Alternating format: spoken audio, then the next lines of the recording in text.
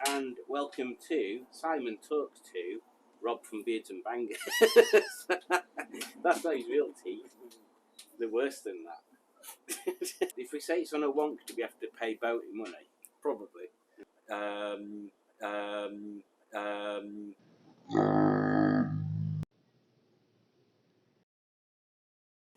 Do they still eat their own turds and stuff like that? I have no idea. Working. Well, if not, it looks pretty, doesn't it? it's very nice, like a little decoration up there. Hey up, Skick. How you doing? No. I'm still a bit dubious. I'm sure there's laws against it. Well, yes. I mean, you've got to bring them through. You're bringing them through European Union. So there's going to be tariffs and import charges.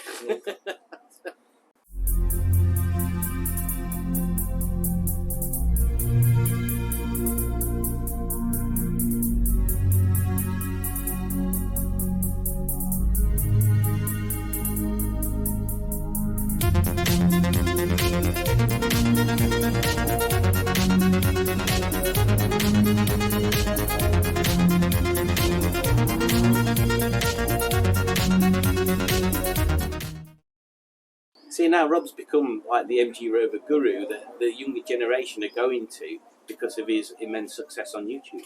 Or the resemblance to Father Christmas.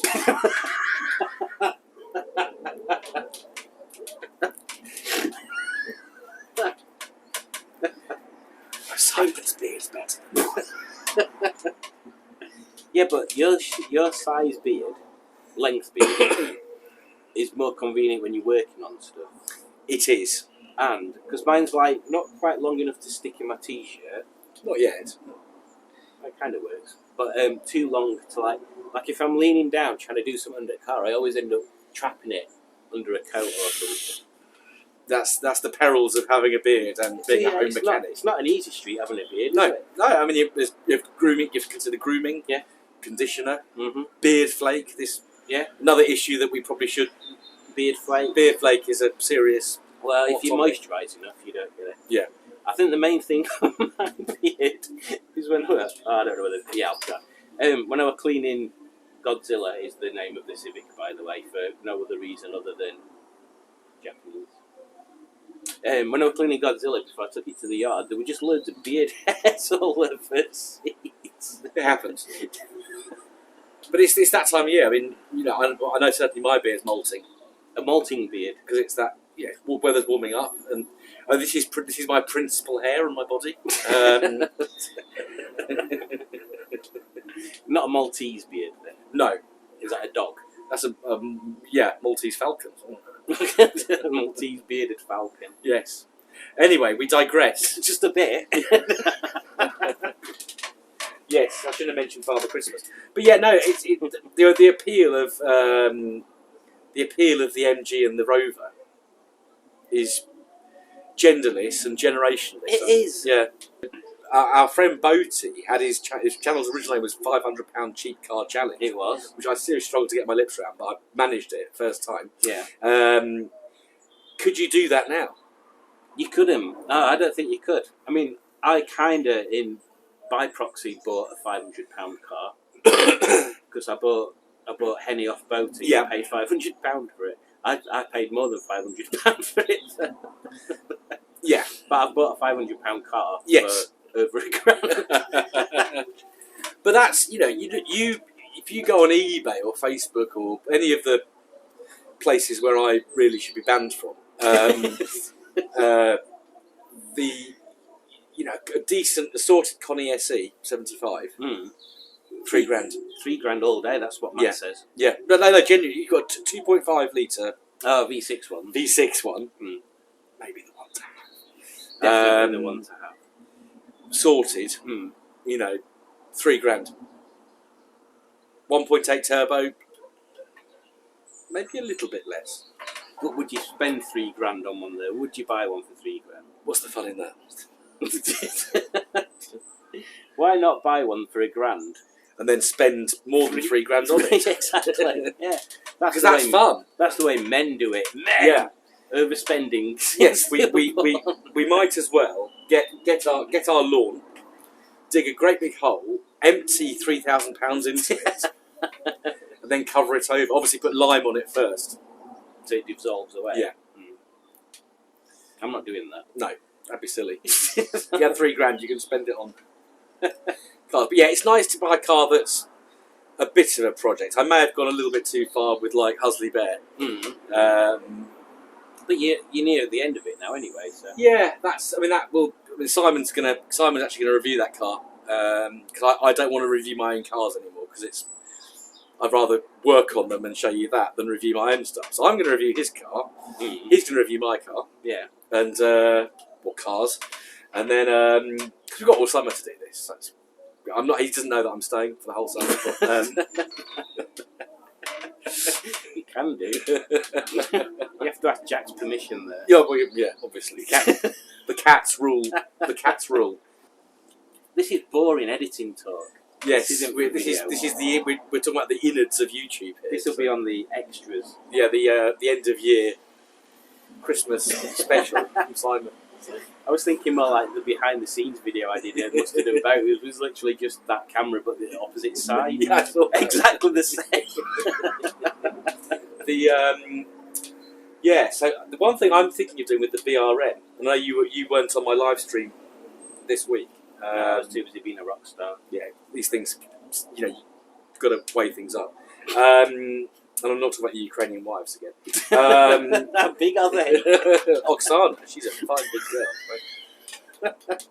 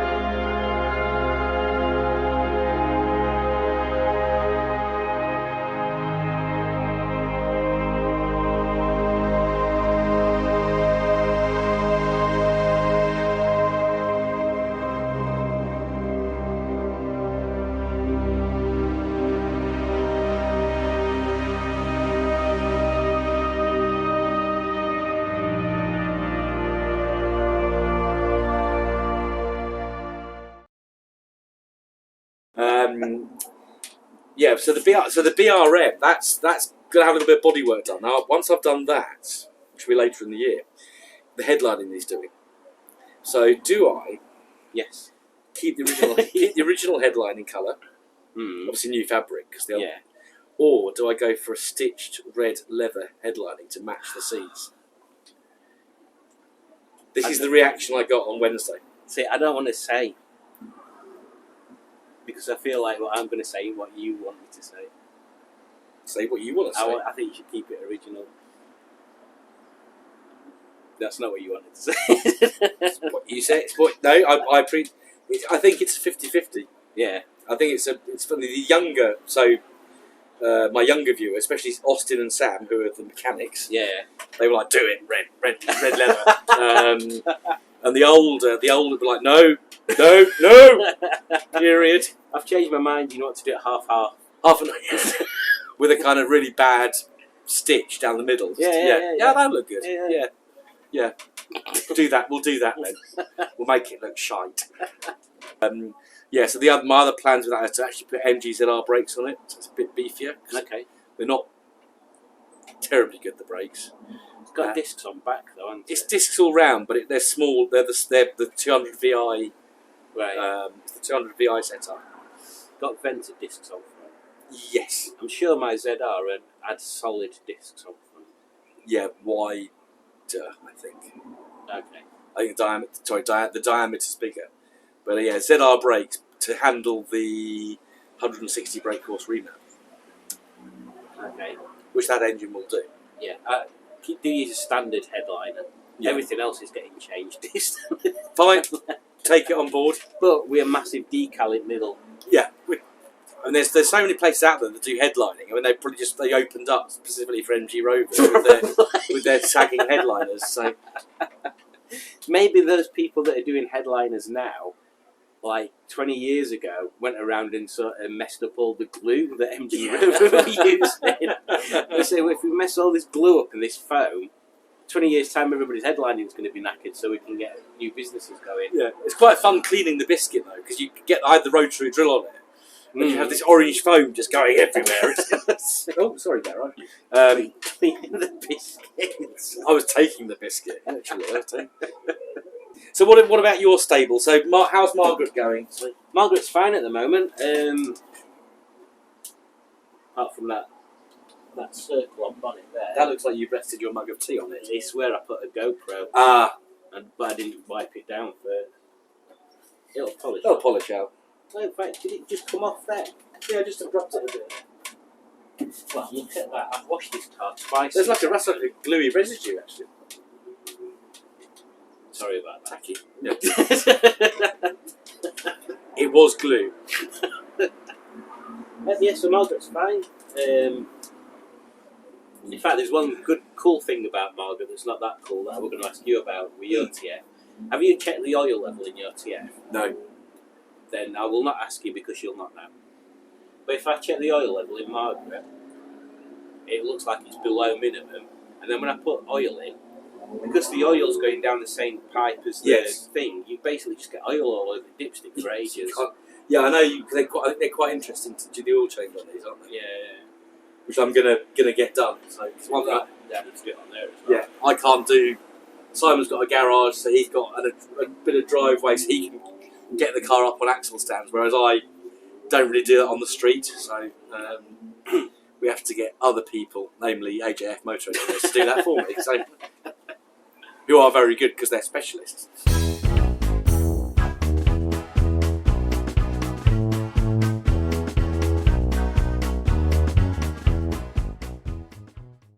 It's always good to plug people. Yes. They might even give him a discount. Oh, yeah, hopefully. They should be giving him a discount anyway for all cars. But it's pretty offset by the rent I should be being charged.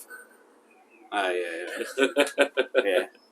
It's like my dad's mate Kevin, I've told you I think before, he's got this Mark II Jag that's been in there since my dad knew Kevin, and that's going on nearly 20 years now. So that car's been using half of Kevin's garage up for 20 years. Just think of revenue that he's lost from work. It's good to have a friendly, classic car friendly garage. That is true. Although you say classic car friendly, when that Jaguar went in there, he drove in there. Now the engine's seized, and it's not got a gearbox attached to it. Oh. So it's not all good news. It's an ex-Jaguar.